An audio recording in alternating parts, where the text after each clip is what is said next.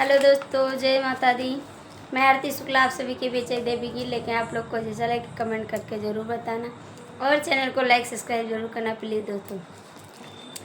ठुमका ताया वही भैरव भैया के बहिनिया हो अंगनवा मोरे ना, हो अंगनवा मोरे ना। देवी मैली हाली जनमवा हो अंगनवा मोरे ना। देवी मैली हाली जनमवा हो अंगनवा मोरे ना।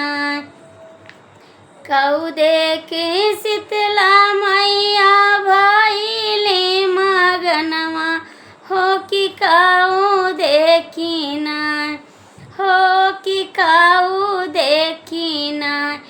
मैया मोरी कैली मुँह से कनवा हो कि काऊ देखी ना। मैया मोरी कैली मुँह से कनवा हो कि काऊ देखी ना। निबिया के छैया देख मैया भइले मगनवा हो अड़ौलवा देखी ना, हो अड़ौलवा देखी ना। मैया मोरी कैली मुँह से कनवा हो अड़ौलवा देखी ना। मैया मोरी कैली मुँह से कनवा हो अड़ौलवा देखी ना। कऊ देखी मैया मोरी भइले मगनवा हो कि काऊ देखी ना, हो कि काऊ देखी ना। मैया मोरी कैली मुँह से कनवा हो कि काऊ देखी ना। मैया मोरी कैली मुँह से कनवा हो कि काऊ देखी ना। कोहरा के देखी मोरी मैया भइले मगनवा हो कलशवा देखी ना, हो कलशवा देखी ना। मैया मोरी कैली मुँह से कनवा हो कलशवा देखी ना। मैया मोरी कैली मुँह से कनवा हो कलशवा देखी ना।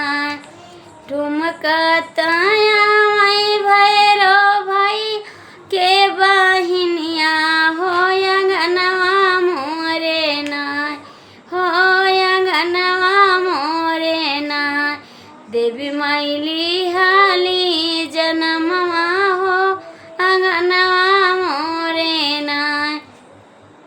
कऊ देखी मैया मोरी भइली मगनवा हो कि काऊ देखी ना, हो कि काऊ देखी ना।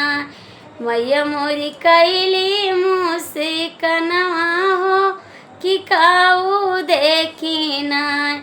मलिया के देखी मोर मैया भइली मगनवा हो कि हरवा देखी ना, हो कि हरवा देखी ना।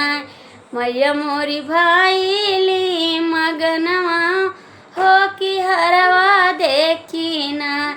मैया मोरी भइली मगनवा हो कि हरवा देखी ना।